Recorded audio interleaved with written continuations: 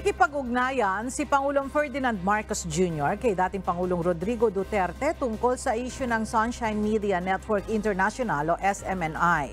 Ayon sa Malacanang, bukas ang Pangulo sa pakikipag-usap sa former President matapos magpahayag sa isang interview si dating Pangulong Duterte na nais niyang kausapin si PBBM indirectly ukol sa investigasyon sa SMNI. Ayon kay PCO Secretary Cheloy Garafil, laging available si Pangulong Marcos Jr. sa dating Pangulo at kokontakin siya ni PBBM kung gusto nitong makipagpulong.